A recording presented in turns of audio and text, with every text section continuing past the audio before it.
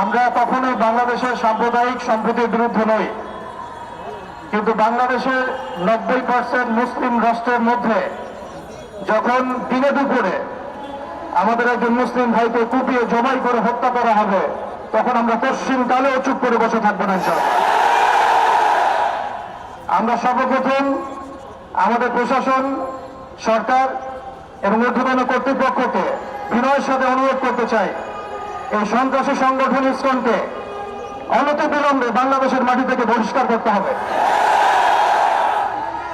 এই জঙ্গি জুজুর ভয়ের খেলা অনেক হয়েছে, বাংলাদেশের মুসলিম শান্তিকামী মুসলিম, কিন্তু এমন কোন পদক্ষেপ আপনারা নিতে যাবেন না বা ভুল করবেন না যাতে বাংলার তাওহীদি জনগণ আবারও জেগে ওঠে।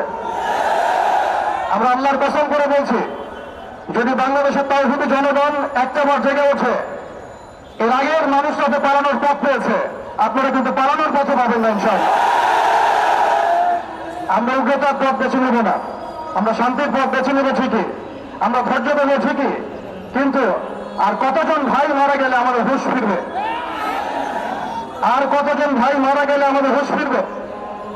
আমরা আমাদের ঊর্ধ্বতন কর্তৃপক্ষকে বিনয়ের সাথে অনুরোধ করব, যারা দিনে দুপুরে আমাদের মুসলিম ভাইদেরকে এভাবে রাস্তার মধ্যে কুপিয়ে হত্যা করেছে, জবাই করেছে, এরকম নৃশংস শয়তানি এবং সন্ত্রাসী কর্মকাণ্ডের তীব্র নিন্দা এবং প্রতিবাদ জানানোর পাশাপাশি আমরা এর উপযুক্ত বিচার দাবি করি। এখানে অনেক মুরব্বীকেরাম আছেন, আমি ছোট মানুষ, বেশি কথা বলতে যাচ্ছি না।